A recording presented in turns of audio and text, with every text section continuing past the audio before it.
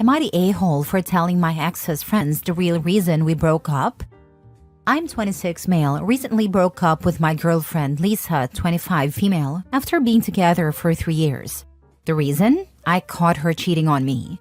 A couple of weeks ago, I came home early from a work trip to surprise her, only to find another guy's jacket on the couch. When I asked her about it, she admitted she'd been seeing him for months. Obviously, I ended things immediately. She apologized but tried to downplay it, saying it didn't mean anything, and even asked if we could stay friends. I told her there was no chance. After the breakup, Lisa told all our mutual friends that we drifted apart and made it seem like the breakup was mutual. She even hinted that I was the one who grew distant. I didn't say anything at first because I didn't want to stir up drama. But last weekend at the mutual friend's party, one of her friends came up to me and asked why I broke Lisa's heart. That was my breaking point. I calmly told her friend the truth, that Lisa cheated on me and that's why we broke up. Now Lisa's furious with me, saying I'm ruining her reputation and that I had no right to tell people about her personal life. Some of our mutual friends agree with her and say I should have kept the details private. Others think she brought this on herself by lying. Am I the a-hole for telling the truth when asked? Now for the top comments. Not the a-hole. She made it an issue when she decided to go begging for sympathy and telling her friends that you broke her heart. You were willing to go with drifted apart, but she crossed the line, and you were fine telling the truth. Exactly this. She should have shut up instead of playing up the breakup and making a sob story. Yes, shut up should be the final answer for most of the threads here. Not the a-hole. If she was worried about her reputation, then she shouldn't have been a cheater. She also had no right to tell people lies about what happened, so it's not your fault you had to set them straight. It's on her that you had to tell people about her personal life. And I will never understand why people think it didn't mean anything will help the situation. To me, that's even worse. Like, oh, you didn't even have a personal connection with this person, but chose to cheat anyway? You literally threw our relationship away for someone who didn't mean anything? Don't be rude. Whores have a legitimate profession, even though people get skeevy about it. She's just a cheater. Fair point, lol. Next story. Am I the a-hole for not telling my ex-wife about our son's talent show and then telling her it's not my fault she's screwing up her relationship with our kids? My ex-wife, 40 female, and I, 40 male, have 2 children together, Amy, 12 female, and Noah, 11 male. We used to be civil, even though our breakup and divorce could be described as messy. It was for the best. We got along better than a lot of divorced parents have known. We always shared custody of our children, and my ex-wife had another child soon after our marriage ended. My ex-wife remarried about 3 years after our divorce, and she and her husband have 3 children together. So, my ex has 6 children, and I understand this can make it hard to give all the kids individual time. But our kids have increasingly felt like they matter less than their half-siblings. They've brought up the fact that their half-siblings get one-on-one time with her, not just when they're with me. Their half-siblings can ask for time with just their mom or just their dad. However, when Amy and Noah ask for time with just their mom, they're told she doesn't have time or that they would want to spend time with everyone because they're part of a big family and aren't always there. There's also been tension when our kids introduce me and my ex as their parents and refer to my ex's husband as their stepdad. They also call their half-siblings just that, half-siblings. My ex doesn't like it. She said her 3rd child doesn't say it, but that child doesn't have a relationship with her biological dad. Our kids pointed out that this makes it different for her. My ex told them there should be no halves or steps because they're all family. She also uses the fact that Amy and Noah live with me 50% of the time as a reason for them not to use those terms and not to expect time alone with her. However, she and her other kids openly talk about outings where she takes one child to the arcade or trampoline park when Amy and Noah aren't there. For example, Amy had a Mother's Day event at her music class and asked her mom to come. Her mom brought the other girls along to make it a girls' day. Another time, Amy wanted her mom to drive her to a show she was performing in, but her mom said it should be a family outing. Amy then asked if I could take the day off work to take her. It was my parenting time, but since I was working and Amy wanted her mom, I said it was fine if she asked her. Amy's mom wasn't happy about it, but Amy said she didn't want it to be a family thing. Similarly, Noah invited his mom to take part in his cooking classes, but she always wants to bring her husband or some of the other kids. He also wanted to celebrate with her over a milkshake after getting a good grade on a test, despite his school messing up by not providing his dyslexia aid. She insisted it couldn't be one-on-one. There are many examples like this. We're now at the point where the kids would love to live with me more, but they have to be at least 16 for a judge to consider their wishes. Last week, Noah had a talent show during my parenting time. Both of us are notified of school events, but Noah chose not to tell his mom or invite her. She found out about it after he won, and it was posted on social media. She called to complain and upset Noah so much that I had to step in. She told me I should have informed her, and I said I didn't have to. We both receive notifications, and it's on each of us to stay updated.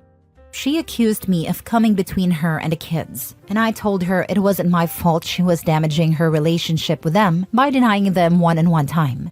She said it wasn't fair, and that it's easier for me because I only have Amy and Noah. I pointed out that she makes time for her other kids, even finding babysitters or having her husband watch the kids, but she can't be bothered to do the same for Amy and Noah. She called me an ass and accused me of interfering in her relationship with them. Am I the a-hole? No, not the a-hole. She has made efforts herself to destroy her relationship with her kids without your help. She's doing this to herself and then blaming you? Not acceptable. You've done nothing wrong. Her inability to be available to her children and give them the attention and care they need is 100% her own doing. Hopefully this is a wake-up call for her, but it won't be. When the kids move in with you full-time, I'm sure he'll tell everyone it's your fault. She wants to be a victim and take no responsibility for her actions. Don't let her. Exactly. The fact that she's upset with him instead of reflecting on why her kids are pulling away speaks volumes. Opie is not sabotaging their relationship, she is. If she genuinely wants to repair things, she needs to prioritize Amy and Noah instead of making excuses or blaming Opie. Not the a-hole. Props to you for being there for your children, mate. One word of advice, nothing will come out of arguing with her. You should have just told her that you both get notified by the school and that's how you knew. Then ask if she isn't following notifications about the kids, as they could be extremely important. You two broke up. It's not your job to remind her of events. Luckily for you, the kids are on your side anyway. It's not your duty to make sure she's in the loop. If she's not following up, that's on her. You're already doing more than enough for your kids. Next story. Am I the a-hole for becoming a stay-at-home parent when I did not support my ex being stay-at-home? I, 33 male, share a 3-year-old son with my ex, 29 female. We broke up before our son was born. One of the reasons we broke up was her insistence on being a stay-at-home parent until our child reached school age, at least. Obviously, she needed to stay home for the months after the birth to recover. But once she had recovered, I did not support her continuing not to work. I did not want a relationship where she was financially dependent on me. We also disagreed on concepts like gender roles within the family. We had both been rather progressive, but after getting pregnant, she started expounding a lot more traditional views. In any case, our son was born and we co-parent.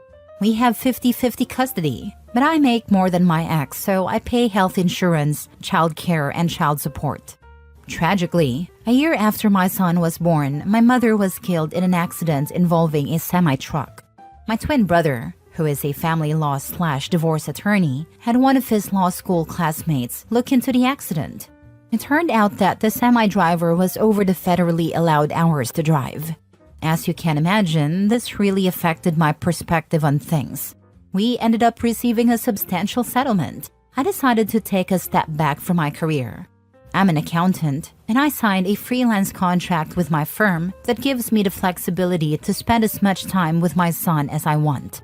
I still pay for insurance, childcare, and child support. Note, The settlement has no impact on my child support. Trust me, I have had the best family law firm in the state look into it. On my time, I usually keep my son with me, and we spend a day together going to the park, museums, library, etc. My ex has expressed her frustrations at my hypocrisy. She says I am now a stay-at-home parent, but I wouldn't let her be one.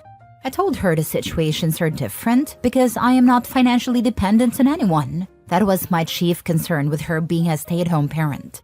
This is causing issues in our co-parenting relationship. Am I the a-hole? Now for the top comments. You are not a stay-at-home parent. You are employed on a flexible contract that allows you to be fully present with your son during your custody time. What's the issue here? Also, she is welcome to establish the same setup. For example, she could flex her workload to the times she doesn't have physical custody. That is not your issue to solve. Not the a-hole. I can definitely understand her frustration and jealousy. You're living the life she wanted, being able to stay home though you're still working. But that doesn't make you an a-hole. You're doing what's best for you and your child. She shouldn't be taking her frustration out on you. While I get it, it's not fair to you, and it's a completely different situation. You didn't want another dependent, which is understandable. She's definitely the a-hole here, not the a-hole. Disagree. OP is still working and has to deal with the premature loss of his mother in tragic circumstances. His ex just wanted to not work. She's twisting the narrative to fit her sour grapes. There's no way you don't see why your ex is upset. You're living the parenting dream she wanted. Yeah, he is not the a-hole, but the way he talks about stay-at-home parents is kind of dismissive, especially as she just wanted to stay at home until the kid was in school and they seemingly had the money. Low-key getting the vibe he implied she was a mooch or something, hence her anger. Next story. Am I the a-hole for not selling my car even though my fiancé refuses to sit in the front seat because my ex sat there? Hi everyone, I'm 27 male engaged to my fiancé 26 female. And while we're preparing for our wedding, something recently came up that's left me confused and conflicted. I want to know if I'm in the wrong here or if her reaction is unreasonable. Here's the issue. My fiancé refuses to sit in the front seat of my car because my ex used to sit there. She says it makes her uncomfortable and feels like she's taking what someone else's. Instead, she insists on sitting in the back seat whenever we go somewhere, which honestly feels strange to me, like I'm her chauffeur. I offered to sell the car if it truly bothers her, but she told me not to because it would feel like she's forcing me to do something. However, she still won't sit in the front seat and avoids interacting with anything related to my past relationships. This is part of a bigger pattern. She's mentioned multiple times that she doesn't want to do things I've done with my ex, like cuddling on a couch during a movie or visiting places I've been to before. I've tried to be understanding of her feelings, but I'm starting to feel like I'm being held responsible for my past, which I can't change. It's also confusing because she keeps in touch with her own ex, occasionally texting or calling him, which I have no issue with as I trust her. Whenever these situations come up, she tends to withdraw emotionally, avoiding physical affection, not saying goodnight, or being distant. While I love her and want to work through this, I'm starting to feel like I'm walking on eggshells around her emotions, especially when they tied to things I can't control, like my past. She sounds emotionally immature. Honestly, I would hold off on marrying her until she has some serious therapy sessions under her belt, not the a-hole. This is what I came to say as well. She sounds like she needs a whole lot of therapy to sort out her relational problems, insecurities, double standards, and obsession with your ex. Good luck. Not the a-hole. This is controlling behavior. Stop playing her games. If she won't sit next to you in the front of the car, then don't drive her anymore. Ultimately, this relationship isn't going to work out. It would be messier and more expensive to get a divorce than to choose not to marry this woman in the first place. Even if you don't want to end a relationship, you should put wedding plans on hold and get couples counseling. Thank you so much for your advice. I'm seriously considering calling off the wedding. When I spoke to her about it earlier today in another car, not the one my ex sat in, she dismissed my concerns, removed her seatbelt, and started screaming at me during the argument, saying it's normal. She doesn't contribute to practical matters like wedding or honeymoon planning, and instead compares me to her dad, expecting me to take care of everything. She minimizes her toxic behaviors, blames PMS, and rarely apologizes. So yeah, listing all these out has really helped.